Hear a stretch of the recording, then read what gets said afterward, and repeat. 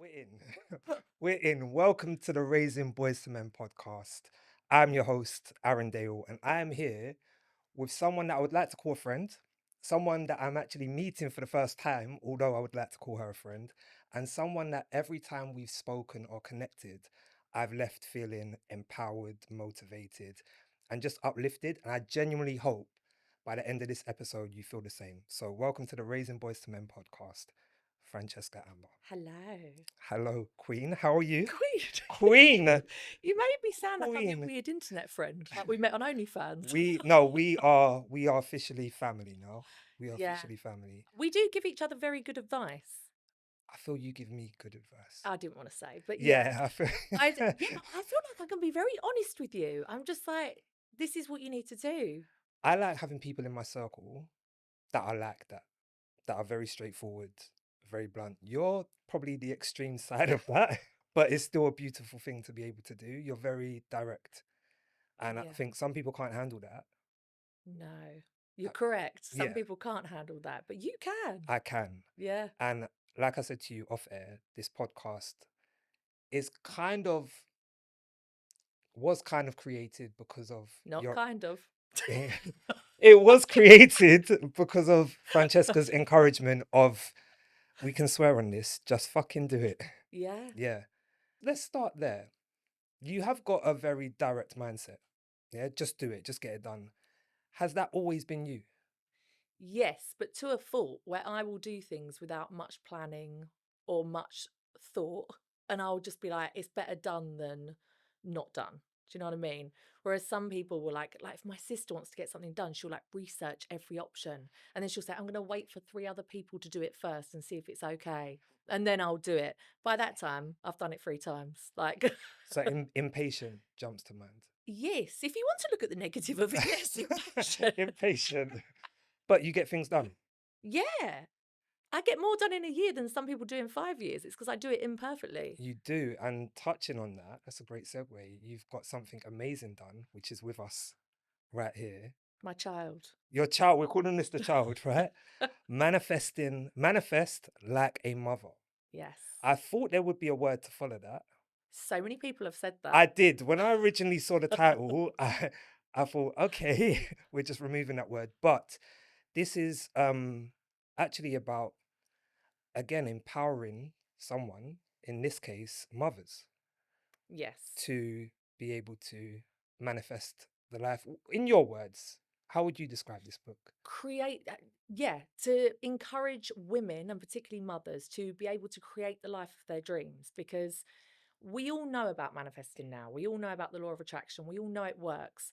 But there are so many books. I've read probably 60 self development books, and almost exclusively, they're written by men who have very little to do with childcare. And it shows because they're like, wake up in the morning and journal and meditate for like an hour and then work out and then sit and look at the sunrise. And I'm like, who the fuck has got time to do this? Like, not one of these books mentioned childcare or even household care. Like, Mm, just the shit that we have to do every day. And so I had a lot of women message me saying, oh my God, I tried what you're talking about and the law of attraction totally works.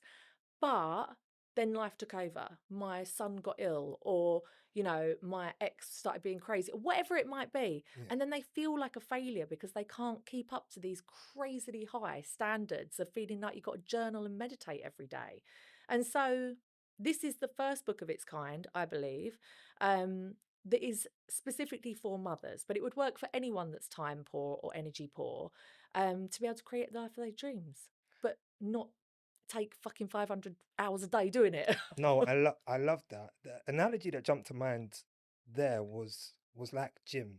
When you're trying to get in shape, there's so many people out there that make you feel that you're only able to get in shape if you can train 7 times a week, doing this, doing that. And for some, especially mothers with so much going on, that's not realistic. So, for training 7 times a week, 2 hours a day, eating like this and that, but there's so many out there that can actually get in shape with much less, but just knowing what's needed to be done. Yes. And I think as well, there is a big culture at the moment, especially in self development, where people are like, you need to go on a 10-day retreat to Bali where you're 100%. sat in silence and then you're going to do a £10,000 mastermind, or you've got to go and walk across hot coals. And you ain't got to do none of that shit, basically. I have absolutely transformed my life. And it's not through any of that stuff. It is through simple, daily, compounding, consistent habits that anyone can do, that doesn't take any time, that doesn't take any money. And that's something else as well. Like, so I have a self-development book club and I read a new book every single month. And sometimes I open the pages and I feel sick with overwhelm, because it's like, you've got to do this, you've got to do that. You got, this is a 3-step process, this is a 5-step process. These are Yes. the next. And I'm like, oh my fucking God, like I can't actually, and it makes me feel physically sick. This book, when I was writing it, I was like, I don't want to add one thing to a mother's overwhelm that she already feels. I Mm. don't want to add one thing that she's like, oh, now I've got to do this every day. So every single aspect of that book is using stuff that you're already doing or stuff that's already in your life and applying like a mindset shift to it, or a technique. So you're not basically doing anything extra. I love the overwhelm part of that, that you're aware of it, because even for me, I feel like I've got so much going on at the moment that I become so overwhelmed by it, and then I feel like I'm not doing enough, and then if I can't do something, it makes me feel worse. So Yeah. I couldn't even do that. So when it comes to something like, I guess, manifesting, it shouldn't be that difficult, right? No. But it's like you said, this retreat or 10 days of this, it's almost like people are just trying to sell a product No, to Aaron. someone. Really? You think that they're It's trying to almost sell like you? people are out here just trying to make money, right? But like you said, simplifying it can help so many more. And I feel Mm. like that's what you're doing here. You're making it accessible to the everyday person, not just the person with money or the person in this position. Like you said, a woman, a mum that's just going through her everyday journey. But what I Yeah. want to touch on, you said there, people are aware of manifesting and law of attraction. I wasn't too much, and I think there's quite a lot of conflicting stuff out there, Okay. right? So if you were simplifying it, an alien lands, says, I'm hearing about law of attraction manifesting. How would you simplify it so that that person could understand? I would just say that the world is full of millions of possibilities, and there's so much information at any one time. Wherever, if you just walk into a room, there's millions of pieces of information that there could be a million different outcomes. And so manifesting is becoming conscious of that and deciding what you want to experience in your life, deciding what it is that you want to have, do, and feel, and then using your mindset to get it, to manifest it into your reality. And that's basically all it is. There's obviously lots of little nuances and different ways that you can do that, but that's basically what it is. Just decide. And how many of us just walk around for years, I know I did, without consciously deciding what we want? Like, I Mm. just thought, oh, when you live in Essex, everyone just goes to a certain college, and then you get on the train and you go to London and you like work in an office. Like, none of that was conscious thought on my part. Maybe I keep thinking maybe I was autistic, because I Okay. genuinely, these things that I look back and I think, like, I went on holiday with my friend Claire and she was like, oh, I'm going to do a legal secretarial course. So I went, all right, I will I'll too. join you on that. Yeah. Like, Why not? I just, yeah, like I just didn't have much guidance. None of it was like a conscious decision of like, no one ever sat me down and said, what would you love to do? Like, what do you want to do with your life? Like, how do you want to spend your day? Do you want to be inside or outside? Do you want to, like, no one ever said that. And I never asked myself until I discovered the law of attraction. Do you feel that that's something you would have known anyway back then? The reason why I asked that is because my son is 18 and I feel he has no idea what he wants to do, what his passions are, and I'm struggling with that at the moment. And I'm thinking, if someone had asked you back then, do you feel you would have known? No. And I think life is the best teacher. Like, going Mm. and being in a shitty job that you hate 9 to 5 for years will teach you far more than like any course, because you've got a lot of time of your thoughts to be like, fucking hate this life. I don't Mm. want to do this. But I was incredibly good at English. No brag, but I was. And like, I can't believe my mum and dad didn't say, go to university, like, go and do something with English, become a journalist. Like, There no was one no said push. no. And I was like, quite talented. And I would have loved the university experience. Getting drunk and being a slag. I would Okay. have loved that. Okay, that experience. I just did it without the university. You don't need uni for that. But I just want to go back because you used the words when you was describing manifestation, and it was feel. How do you want to feel? Mm, I think a lot of people, maybe men, right? I think when people think of manifesting, they think about money. You're yes. trying to manifest money, money, money. I need more money. I need more money. And I went through a bit of a phase the other month, and I said to myself, I'm no longer desiring the thing, which is money. I'm desiring the feeling. For example, I desire a house because I want a big garden where my family and friends can come over and we can sit in the garden and I Yes. can have that feeling of I've got my loved ones around me. Money will help me get that, but I don't just want to focus on money. I want to focus on the feeling. Yeah. Is that Absolutely. I think when you start to set goals and achieve them, you realize quite quickly what you're achieving just because either society says that you should have it, or maybe other people, a lot of people whose parents are like, you need to be a doctor, you need to be a lawyer. My parents went the other fucking way. They didn't give a shit, but like, I wish they had said that to me. But like, they might be living their parents' dream, or they might be living their partner's dream, or they might do what their friends are all doing. Mm, And I think when you start to manifest things and you realize, like, oh, maybe that was like just for show. So I think with anything that you want to manifest, always think about the why. Like, what is that exactly what you're doing? Like, you don't mm, want a house to be like flexing on bitches and be like, look at my house. It's yeah, so that you can have people round and create those memories and create those experiences. How incredible. Like, I think so. A great example is with this book, right? I have made no secret. I want to be a Sunday Times best-selling author. I want that shit on my you grave. want that title. I'm going to make a fake blue plaque. I'm going to put it on my house. Everyone's going to think I'm an idiot. I don't care. I am going to put it on my Instagram bio. It's going on my Tinder profile. It's going everywhere. And if that was just my end goal, when I reach it, not if, when, Yeah. it would feel really shit. It'd feel really empty. I'd be like, oh, You'd be quite deflated probably, wouldn't yeah, you? like, Yeah. oh, like what was the point of that? But if there's a further reason, why do I want to achieve that? Because the goal of this book is I want it to take me to the next level of my career. I want to turn Manifest Like a Mother into a TV show. And this is like breadcrumbing, right? This is a manifestation technique. You start to say out loud in different places what you want to manifest. My friend Jade Adams, she was on Strictly Come Dancing, and she said to me before I was on it, I would tell people on TV, on radio shows, everything, oh, I love dancing. I'm really passionate about dancing. I love Strictly Come Dancing. She'd say it out loud loads of times, and then she went on it. So anyway, this is her technique. Yeah. But I would love it to be turned into, do you remember Queer Eye for the straight guy? I love that show. So like that, but for like tired, worn out mums that don't know what they want from their life. So I need the Sunday Times bestseller for it to then be like a TV show. But then Mm, imagine filming that and being part of a crew and it being really amazing and that being your job. And then you coming home and being like, oh my God, guess what? We like changed this woman's life. So then that becomes your goal with like a why. It's not just because, oh, I want to sell 1,000 copies. yeah. That's boring, isn't it? So there's such a bigger picture. Yeah, everything's got to have a bigger reason. Like everything that I've manifested that looks material. So in my house, I wanted a pool in my back garden and I ended up getting a 20-foot swim spa, right? It's a fucking bougie purchase. I love it. But it was never to be like, ooh, look what I've got. It's my nephews come around. My daughters swim every morning. Like it's Mm, incredible the memories it creates. I had my driveway resined and my friend was like, that's a very expensive thing to have done, Fran. Oh, I do love it. I was like, I don't give a shit what it looks like. It was so my children could scoot up and down.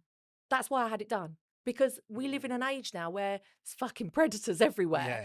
And so to recreate that 80s experience of like going on your bikes up and down or on your scooters, Love I that. wanted to create that. And you best believe when it's a sunny day, I open that front door, they're going up and down, and I'm like, wow, this is childhood. This is amazing. So there always has to be a deeper reason why.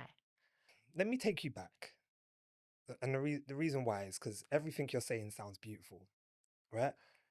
And it would be easy for someone watching or listening to be like, I can't relate, right? She's lucky, she's this.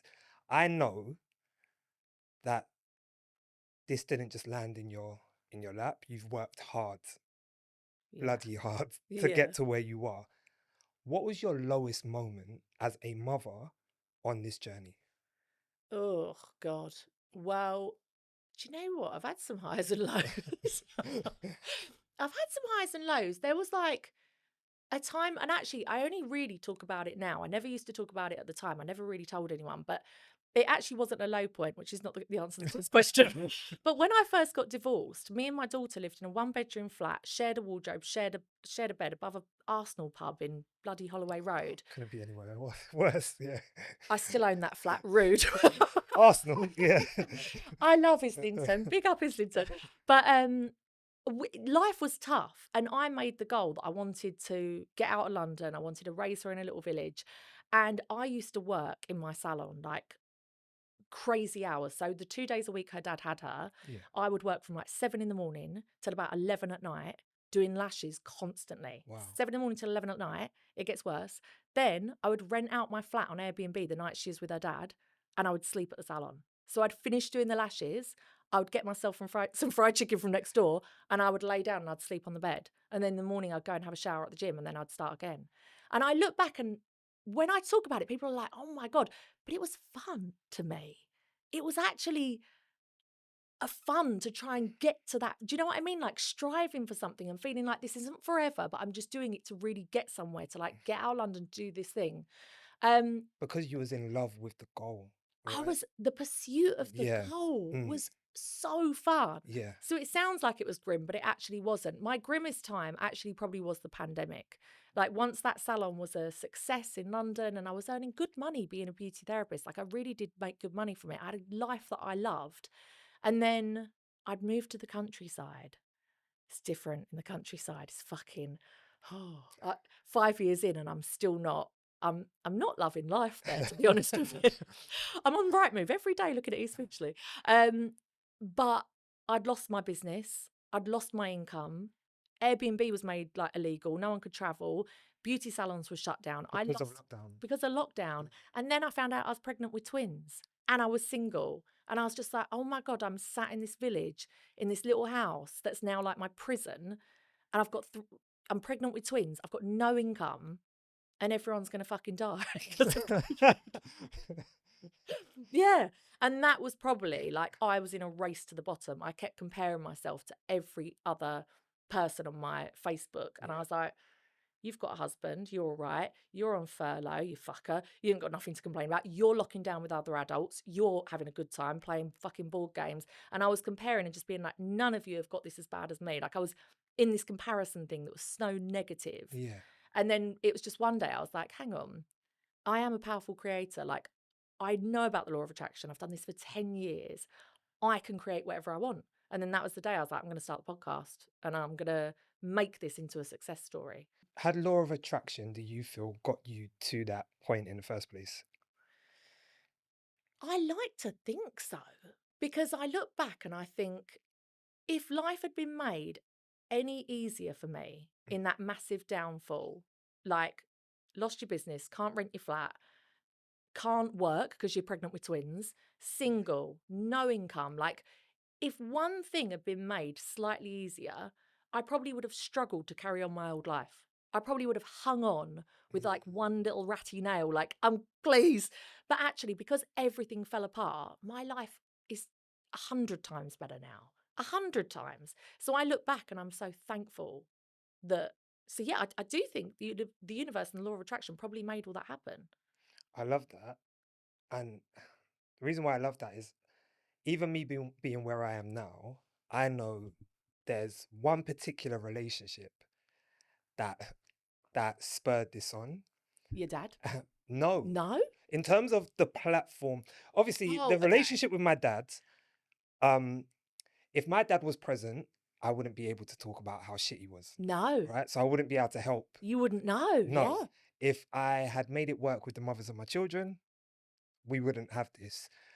But I was in a relationship and I had 1,000 followers, and I'd started to talk a bit more about my journey with my dad and co-parenting.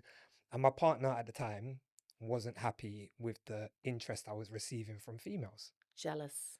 So it put this doubt into my head. Okay, maybe I shouldn't be doing it. Maybe da da da da da. And that relationship ended. And when that relationship ended, I just said, now there's nothing holding me back from just running this how I want. And then within months, the trajectory just went through the roof. And I know if I'd stayed in that relationship, which at the time I really wanted it to work, Yeah. if I'd stayed in that, I would never have ended up here. Interestingly, do you think that her comments about it spurred you on to make it a success? I am a point to prove person. Fucking love it. Yeah. I love it. It's weird because every time I've come out of a relationship, I've got to stop coming out of relationships, No, but keep doing it. It's great. every Can someone time, break my heart, please, to like spur me on? but every time there's been that, I've said, okay, you know what? I'm now gonna, it's almost like I'm competing against them. Yeah, They're not here. They're not in my life. They're not going anywhere with me. But but they're gonna I, see it. yeah, yeah. You're gonna see. You're gonna wish you hadn't Yeah, done what you done, or you had stayed. yeah. And that drives me. But even with my dad, I know that that side of the family hate this. They do? Yeah, Because it's about them. they're not fans of it. Of course they're They're not not. fans of it at all. But that makes me say, well, I'm gonna speak even louder. But what do they say? What do they say to you? I hear Or it it's through. right, Yeah, they haven't said anything right, directly to me, but I'm hearing certain things. I know I've been blocked on certain pages, right. and yeah, The people, family group chat. yeah, this guy. But it drives me because I know that even if you block me, you can't stop other people sharing my stuff. Yeah. So you're gonna see it anyway, and that just keeps pushing. I feel like sometimes we need a low moment in order to light that fuse. Absolutely. Mm. Absolutely. Do you know what my ex said to me? So this used to be not this. I acted like this is my podcast. My podcast used to be a YouTube channel for about 10 years, but wasn't massively successful. I had like 3,000 followers or something. And so when I said to my ex, when I started this podcast, he was my boyfriend kind of at the time, blurry lines. I was like, I'm going to do Law of Attraction Changed My Life, but as a podcast, and people are going to love it because it's lockdown and everyone's depressed. And he was like, who's going to want to listen to you? What makes you the expert? And I was like, thank you. That's all I needed. Be on your way, back to your hovel, and I shall continue. And I use that as fuel for so long. Mm. And I think it is a toxic trait. I I was hate to about to tell you. I think I was about to say it it can, is a yeah. toxic trait. But I think this is what happens, right, for both of us.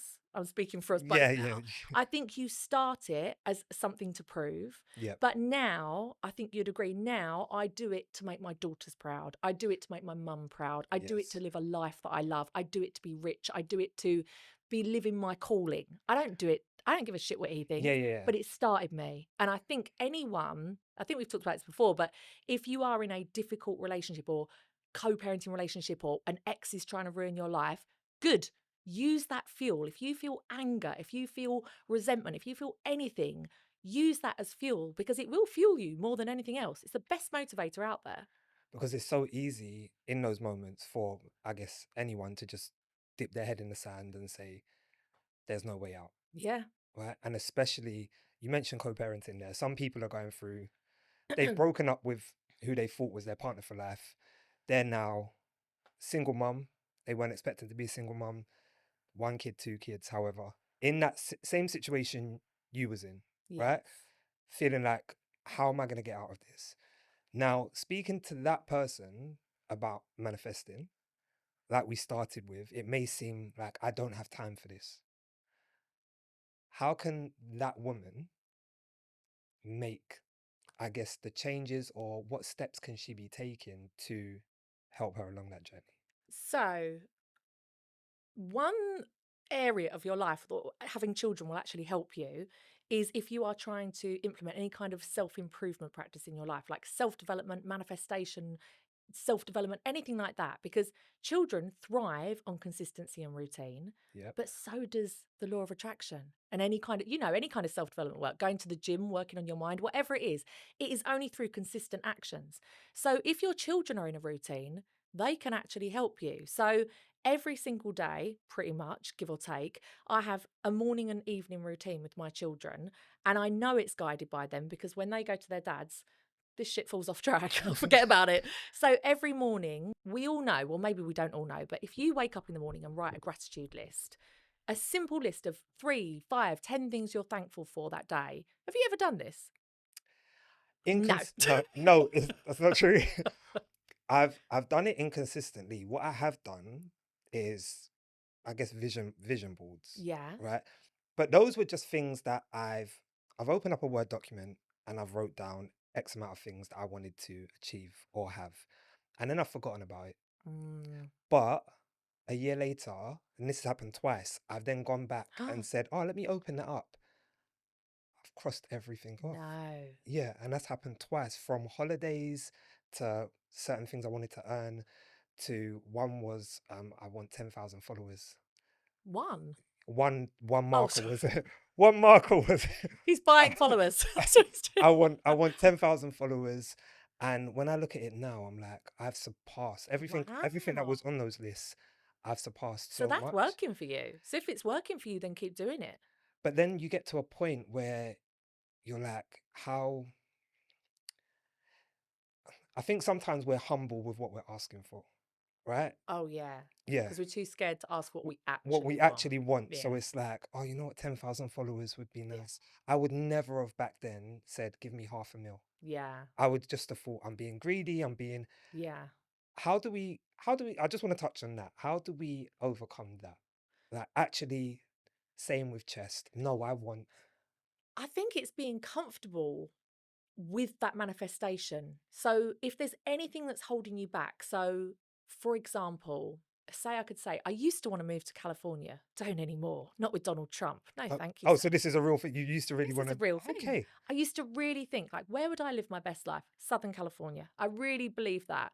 I don't really anymore, but that is something I wanted. But then straight away, I'd think, what would my children's fathers say? How would I negotiate the legalities of that? But not even just the legalities, like how could I take my children away from their dads? Like my family would be so upset. Like there's all these different things. So whenever you really want something, you have to look at what are the limiting beliefs that are holding you back from it. So say you'd wanted 500,000 followers, right? One of the beliefs could have been that shitty ex-girlfriend would have been like, unhappy about it because she Mm, didn't like that you were getting the attention. And maybe at that time you were still really attached to her. So you didn't want her to go. So you would have thought, oh, I can't really want that. What would my dad think? Like, what would my dad's family think? Because yeah, that's a big number, isn't it? yeah, So we have to look at anything that is holding us back from reaching it. And it's only when you, so basically, just before I came here, I was talking to a woman on my podcast about, infertility and fertility issues and when sometimes it takes people longer to get pregnant than they expected. And I was saying about how when I was 30, yeah. I've been married for 2 years. We'd been trying for like a year and like nothing was really happening. And I sat down one day and I was like, what is it? Like, can I visualize myself telling my family I'm pregnant? And when I, in my mind, tried to do it, it came up that you're a slag and you're a teen mum. I was 30 and married. Isn't that wild? But in my mind, when I tried to, in my mind, tell my mum and dad I was pregnant, you're a slag and you're a teen mum. And it, because I guess all your teenage years, you're told, don't get pregnant, like, be Yeah. careful. And then that had never really left me. Those seeds were planted and it just Yeah. grew. Yeah. And I had to really, and it took a process of an hour and a half. And I sat there and I was like, you're 30 years old. You've been married for 2 years. You're not a slag. You're not a teenager. If you have a baby at this age, no one's going to judge you. You're Mm, literally at the right age, you're fine. But it took that to actually think. So when you visualize your goal, is there anything that straight away you're like, oh, but this thing would be wrong? And that is the quickest way to move past it and manifest it.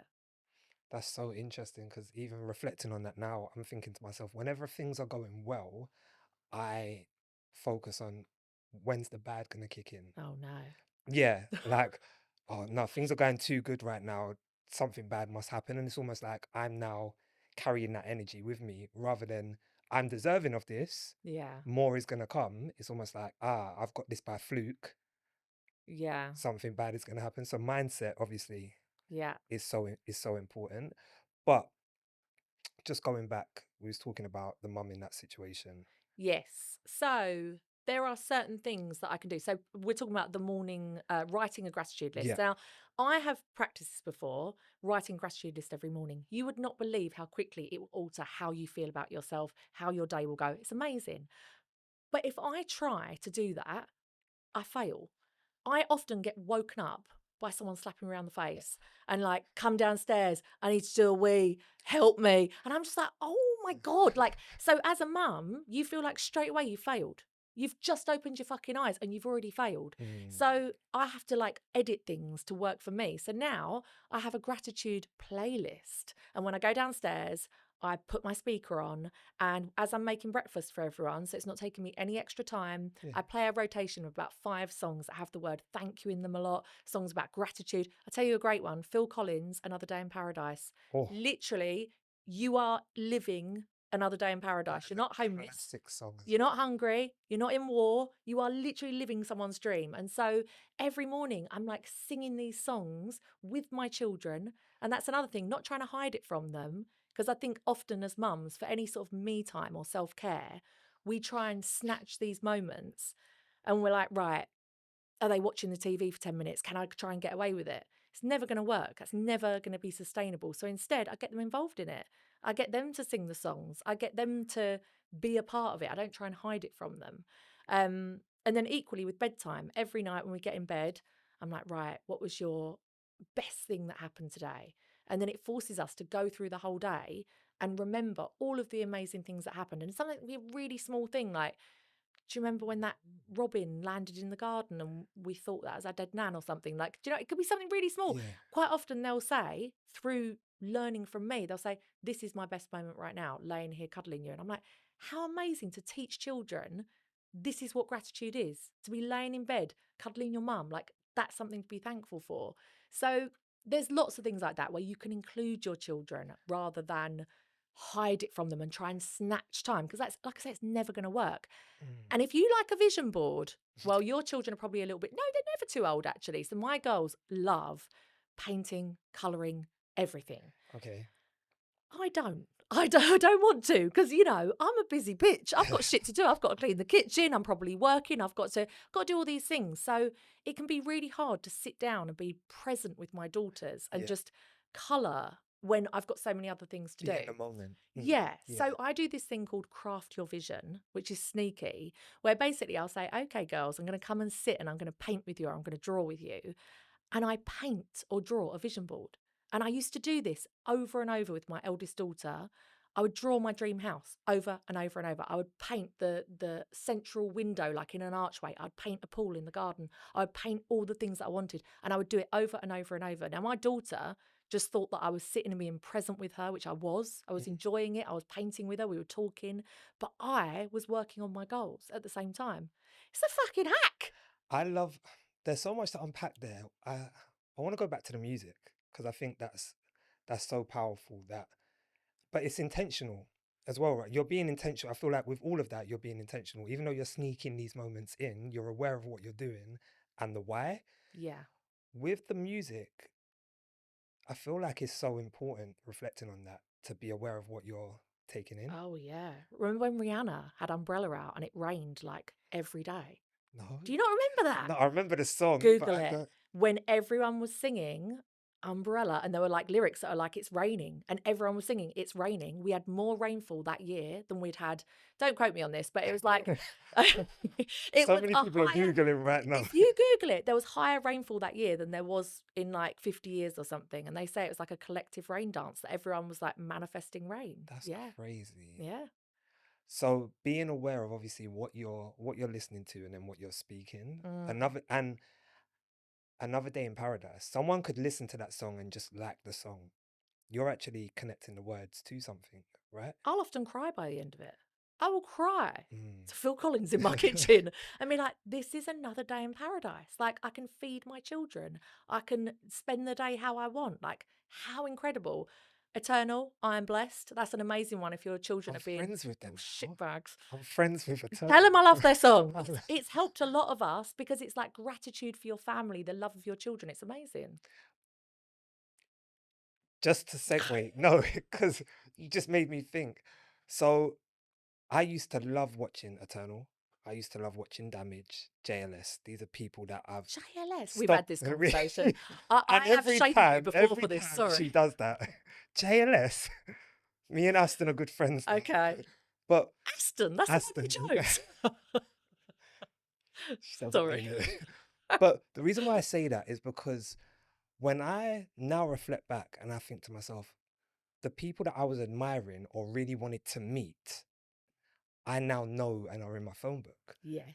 Again, I'm like, I feel like somehow I put that out to the world that I want to meet these people, or I'd love to know Aston. I'd love to be, and now I can actually say, no, I can call these people on my phone. Yeah. I just think that in itself, again, what you're putting out, the energy you're putting out, you're Yeah. drawing to you.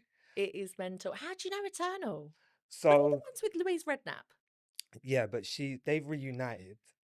Louise isn't part of the group. Bah. She didn't join the reunion.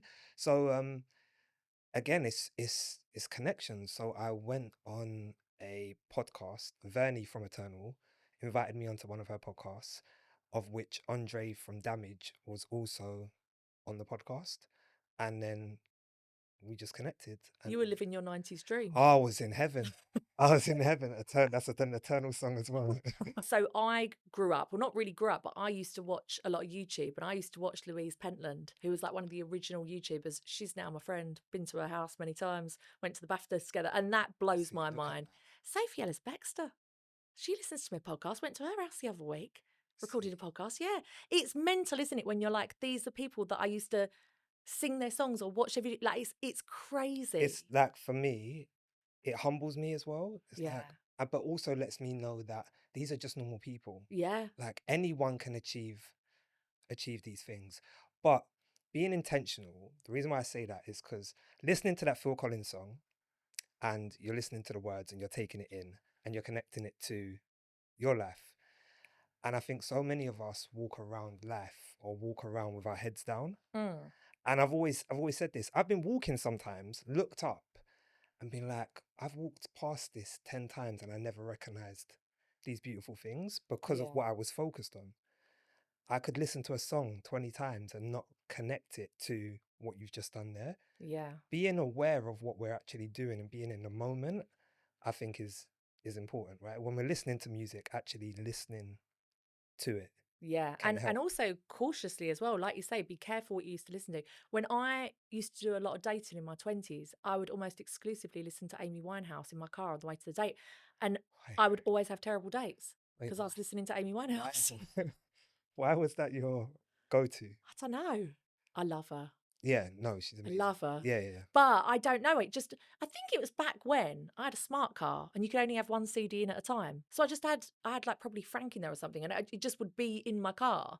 So like, I was also super lazy. I used to literally drive like the 2 minutes to like Upper Street on my Oh, day, Francesca.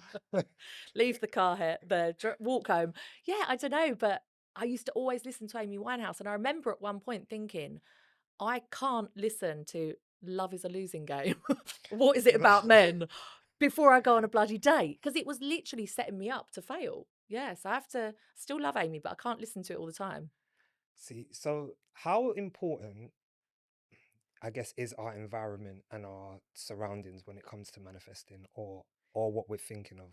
So important. So I think for mothers particularly, if you think like when you're younger, my home when I was in my 20s was like somewhere to get a pizza delivered to and occasionally sleep there. That was it. Yeah. And now post lockdown, it's my workplace. It's probably where I socialize quite a lot because babysitters, easier to get people just to come round. It's where I raise my children. It has become everything. It's Mm, where I am all the time. And so yeah, your environment affects how you feel about your life a lot yeah. in two ways. So the first way is very like energetic and law of attraction-y, right? So how your home makes you feel. Yes. Like, is your home a source of stress? Is it something that when you come into it, you feel drained by it? And there are people that will open their front door and some shoes will be on the floor and they'll be kicking them out the way, and then the coat will fall off the hook because there's not enough room. And their home will make them feel stressed out. Like that door's broken, whatever. That is, I love you, but that's my mum. Oh, yeah. That's not that it's a messy home, but I think so much has happened over the 30 years my mum has been there, that the energy's there. Oh. So it's kind of like, oh, I need to change this, oh, I need to do this, and this needs doing. And I'm just like, So I bet she doesn't walk into that house and feel like it's a place to regenerate and recover no, and rest from the world. yeah, So that's the thing, just the simple awareness of our home can either be a place that nourishes us and helps support us in being the best version of ourselves, or it's a place that just drains us and makes us stressed. Also, on a bit more of a bougie level, how your home makes you feel in terms of who do you want to embody being? So before I bought my house, I was like, I want to wake up every day and feel like a wealthy woman. I want to feel like a bad bitch. And I wanted a double height hallway with like a chandelier. You know, like Kris Jenner, like you walk in and it's like a yeah. fucking, yeah, It's a statement piece, isn't those it? Yeah, vibes. yeah. That's what I wanted. And I was speaking to people and they were like, there aren't many houses in England like where you have that, especially in like these little villages. Like they don't really have that. And I was like, I shall find it. And I did. Spoiler alert, I did.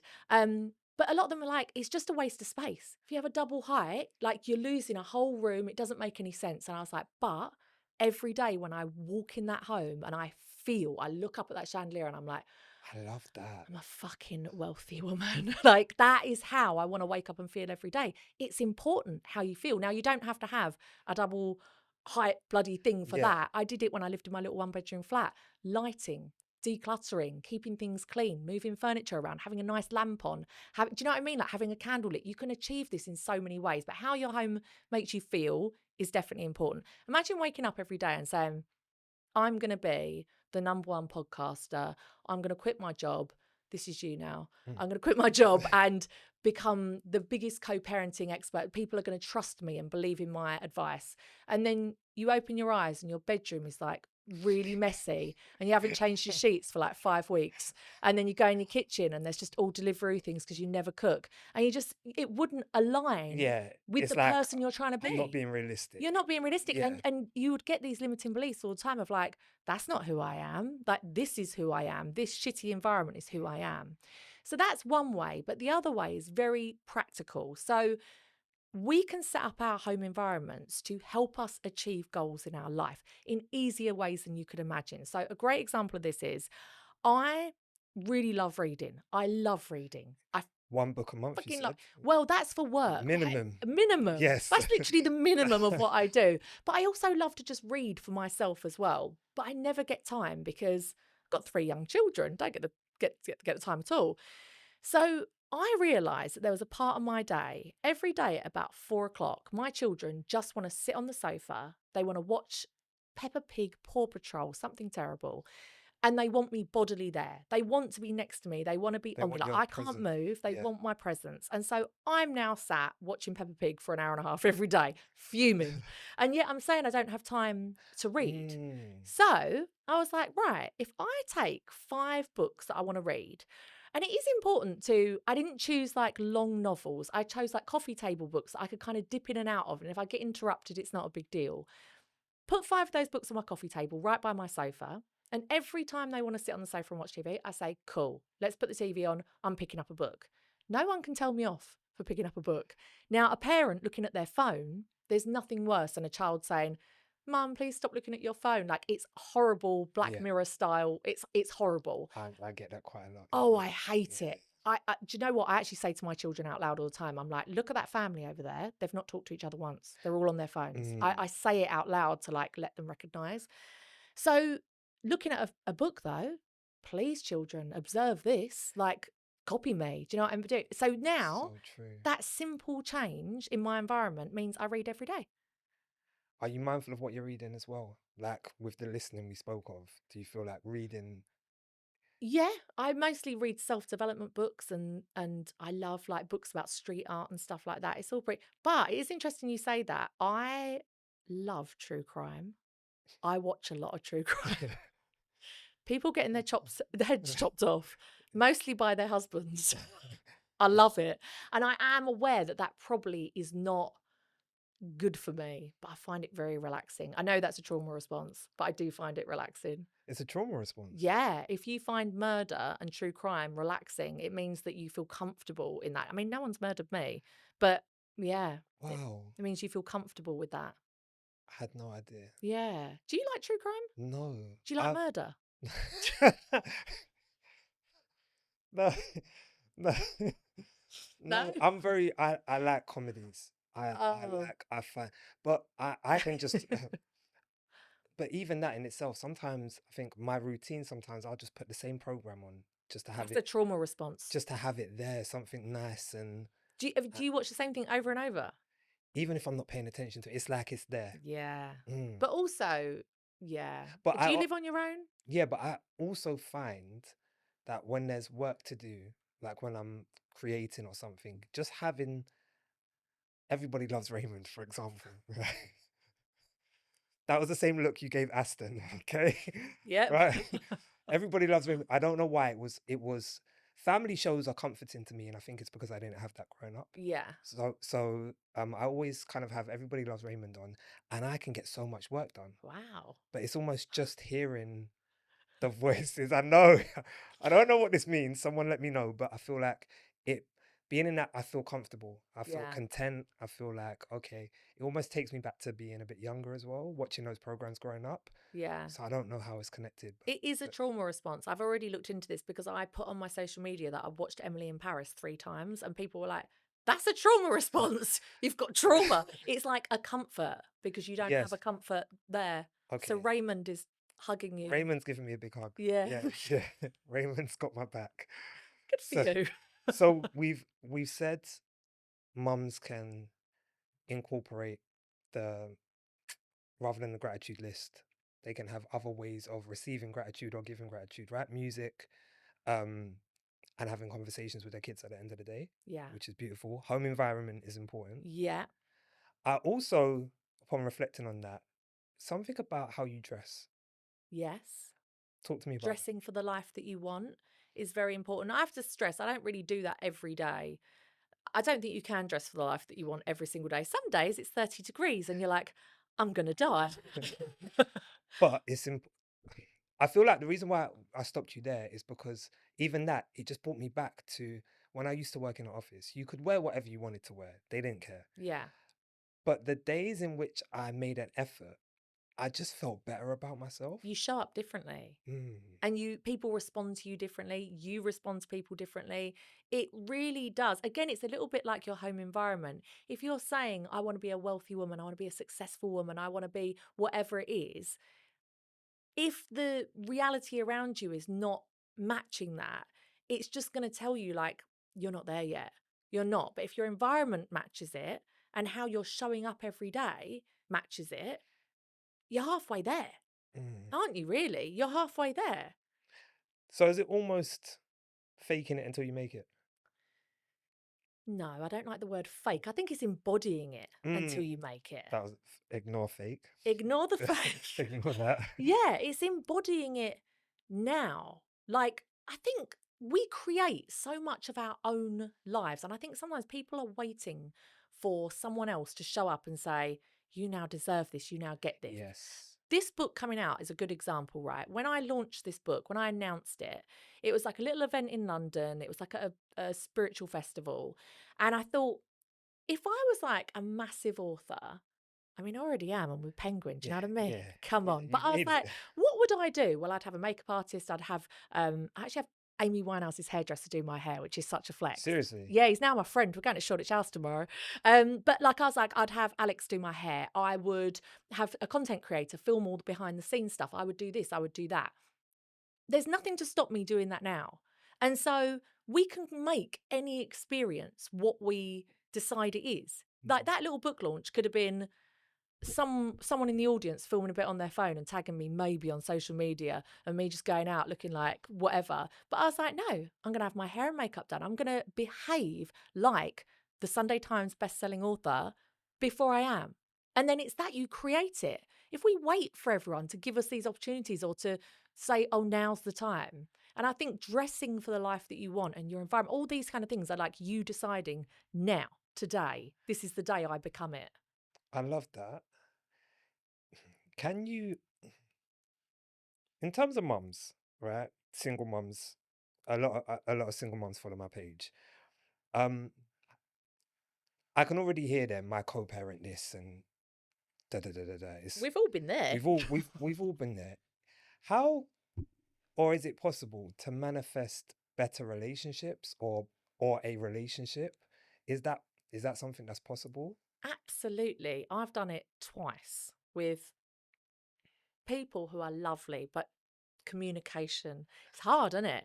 It's not, I'm not saying I'm like an angel and Yeah. everyone else is an idiot. But it's hard. I had not very good co-parenting relationships at all.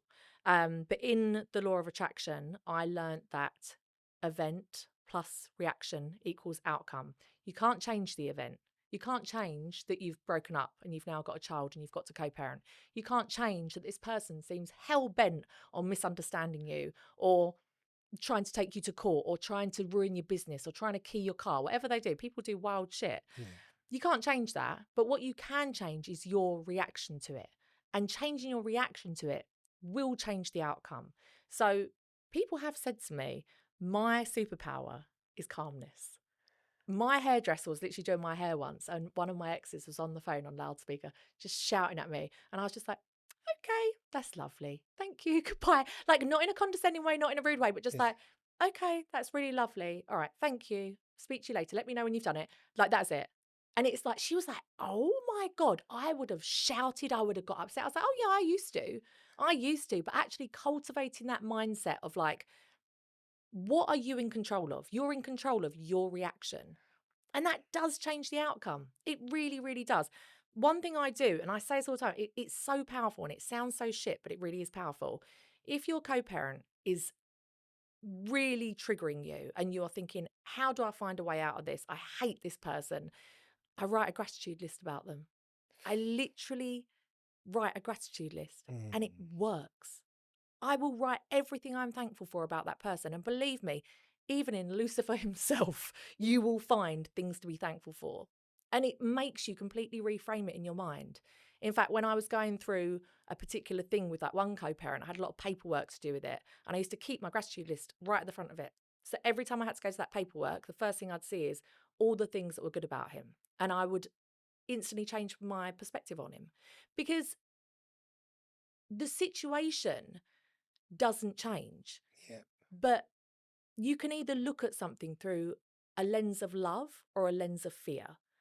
And I think a lot of people, say, for example, if your co parent was like, I want to have our child this Christmas Yeah. for 4 days, the whole Christmas period, because my family are coming over from America. They haven't seen him for years or whatever. You could look at that through the lens of fear, which is what most people do straight away. Yeah. How dare you? Yeah. It's Me, my me. child Yeah. as well. Yeah. Yeah. We should have half. How dare you? Straight away, lens of fear. They're trying to ruin my life. They're trying to ruin my Christmas. They're trying to tear me and my child apart. They're trying to make me unhappy, whatever. But if you flip that to a lens of love, most people don't give a shit about Mm. you, actually. They're not trying to ruin your life. They want their child to spend time with their in-laws. Maybe they're not going to, or whoever they are, like they might Yeah. not see them in years. It's an They opportunity. want to see their child. If you even just flip that, he's trying to take my child away. He wants to see his child. How amazing. If you look at it through a lens of love, 9 times out of 10, you can bring those feelings from like a 9 down to like a 2.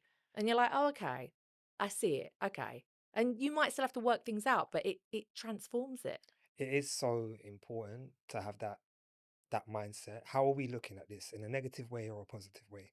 Because Yeah. like you said, that then impacts how we receive it and how we react to it. But how did Francesca get there? What was that moment where I'm gonna write a gratitude list about my co-parent? Because some people would say, "Oh no, he's such a prick. Yeah, he's trying to ruin my life. I'm gonna almost match that energy." Yeah. Yeah. Well, you just get into a race to the bottom then, don't you? If you go on point scoring, you can be so certain that you've got more points against them that you're so tempting to do it. And there's so many times where I've written messages and then just deleted it and thought, not today, Fran, Yeah. like not today. It's a lot of self-development work. Mm. And it's a lot of books that are nothing to do with co-parenting, just about mindset, about law of attraction, about manifestation. Writing a gratitude list works for anything. So why wouldn't it work for having to deal with a co-parent that you don't get on with. It just works. Looking at things through a lens of love or a lens of fear. That was actually a book about business and like not getting on with business partners and stuff. You can apply that to a co-parent. So there's a lot of self-development work that absolutely applies to that. But it's been a long road. It's been a long journey. But I would like to think that I'm a good co-parent. I'm sure I'm not perfect, but I hope I'm good. I feel like you're constantly working on improving yourself. You seem like that type of person. Well, you can't improve on perfection, but when I get to that point, I'll let you know. But yeah, it is. I am constantly looking at how I can improve it. And also just your mindset around it. So, like, my daughters from next year will spend half the holidays not with me. And so many people have been like, oh my God, that's going to be so difficult. Oh, That wow. how are you going to do that? Like, and I'm like, you can't change it, Yeah. the event, you can't change it. So, reaction, that's the only thing I can change. I could either fight it and say, this isn't fair, this isn't fair. Or those weeks that I'm not with them, I fucking hustle like a bitch. I make my business incredible. I work hard. I see my friends. I do all the things that I need to do so that when they are with me, that other half of the time, we get to live our dream lives. Mm. We're going out on an airplane every fucking week. Do you know what I mean? Yeah, Like yeah. every other week, we're going away. We're doing amazing things. It amazes me how people instantly go to the negative side of it and not what could this opportunity bring me. So many mums are so um we're like frazzled. We've got so many things to do. We're trying to juggle the summer holidays and work and everything else. Well, Yeah. actually, if someone's just said, "Oh, actually, I'm going to relieve a bit of that," Free up some space. work during that time, and then absolutely live your best life with them when you got them. Like it just seems like a great opportunity. We often talk about, with manifesting, what we would lack more of or what we would lack that we don't have. How important is gratitude? So important. So important. If you're not grateful for what you already have, you won't get any more. And it is really that simple. Like every January, I do a gratitude process, and it's like my most popular thing that people want to come and do. And all we do is express gratitude for basic, simple things for 30 days. And you would not believe the things that manifest, the solutions in your life, the amazing things that pop up, how you feel in yourself. Like gratitude is absolutely the key to manifesting more of whatever it is. And so if you find any area in your life lacking, it's because you're not being grateful for what you already have in that area. Because I think that's something I struggle with. What are you I not grateful for? It's not that I'm not grateful. Even something, I reached 400,000 followers on Instagram the other day, and a friend, Congratulations. thank you, and a friend, and within 2 weeks I was on 440. What? Yeah, 40,000 followers in like 2 to 3 weeks. Um, and a friend of mine was like, "Are you going to celebrate 400,000?" And I thought to myself, "Nah, because it's not 500." Oh, And I don't really celebrate the wins because I'm like, when I get to here, then I'll celebrate. When I get to there, I'll celebrate. And I yeah. guess I guess it's undermining what I'm achieving, Yeah. which then I guess maybe does block me from. Yeah. What part of the goal setting process, I say you have to celebrate your wins because otherwise what is it like, what are you doing it for? You need to stop and recognize how far you've come, but it also tells the universe like, look, I'm celebrating this, I want more of this. Yes, please. I always celebrate my wins. I will buy myself something as a well done or whatever. But yeah, being able to celebrate your wins but also celebrate yourself as well is really important, because remember, you're only able to manifest as much as you feel worthy of or deserving of. And if you don't feel like you're worthy of much, you'll struggle to manifest more. Do you So know what I it's mean? connected to self-worth, self-love. Absolutely. I, So when you've been in a, sorry to cut you off, when you've been in a really low place, especially maybe in a relationship, and your self-worth maybe has dropped because of that person, in those moments you might not be, you might be actually attracting more negative. yeah, absolutely. Okay. If you've got someone that's making you feel like you're not good enough or what you're doing isn't right, whatever, then it's going to be really hard to manifest what you want because you don't feel worthy of it. So whether you're in the wrong relationship or the wrong Yeah. job is a really common one. If you feel like you're not worthy of more, the wrong friendships. We've all had friends where we're like, oh, this isn't quite like the vibe, but you're scared because you think, oh, maybe there isn't anything better out there. Like, anything that you do that is accepting less, you're telling the universe, like, oh, this is what I'm available for. This is what I'm worth. So just give me more of this. But if you actively seek more, not even more, but like higher vibe, better caliber, whatever it is, Mm. then that's all you're going to attract. I've got one question I want to end with. Okay. If you had received this book at the start of your parenting journey, how would it have changed your life? Oh my God. It would have made 5 years of self development be condensed down into about 1 month.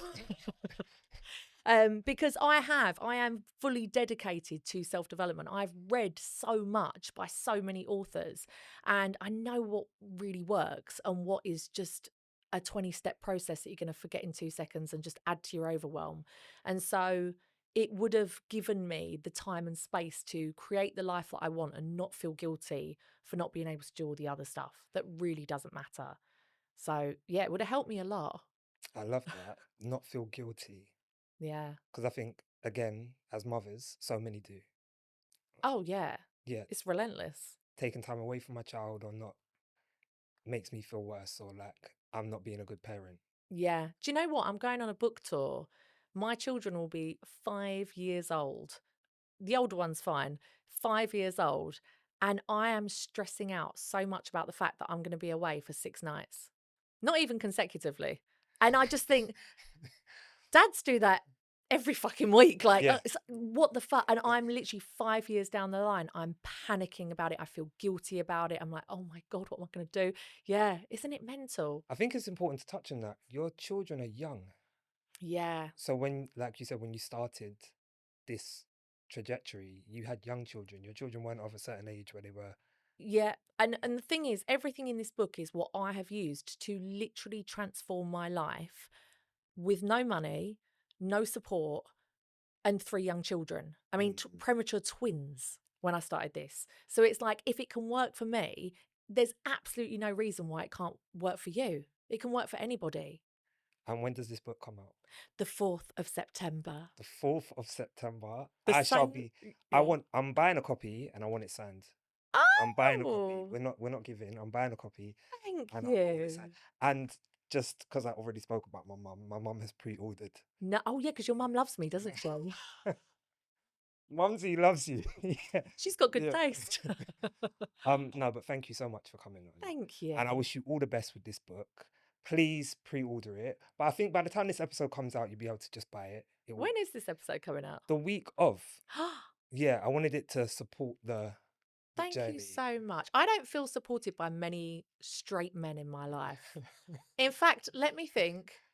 No, none. So actually, you're the only one. Isn't that sad, but But also beautiful? you've done honestly, I know we joke about it, but you've done so much for me. And this is for this to be the first time I'm meeting you in person. Isn't it wild? Yeah, because you've impacted me. And I think as men, we can often only feel empowered or motivated by other men.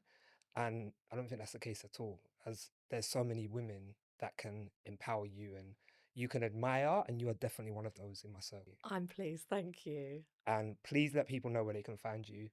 So Socials. you can. That is your camera. This is it. You can find me on Instagram at Francesca Amber. My podcast is called Law of Attraction Changed My Life, and this book you can find it everywhere. Everywhere. I mean, you just look for it. Manifest Like a Mother. And the book tour. I'm going on tour When like is Mick that? Jagger. From the 4th of September, I'm all over the gaff. I'm going to Dublin. So excited about that. Have you ever been to Dublin? No. Neither have I. It's going to be wild. Dublin, Liverpool, Manchester, London, 2 nights in a row, like Lana Del Rey. So yeah, I'm excited. And are tickets still available for that? I imagine they will be. Maybe. Maybe. Might be. Go and have a look. Try your luck. All the links will be in your bio, right? Yes. Okay. And until next time, we are out. That's it. Was that only 34 minutes? No, that was an hour and 20. Fucking hell. I'm so hot.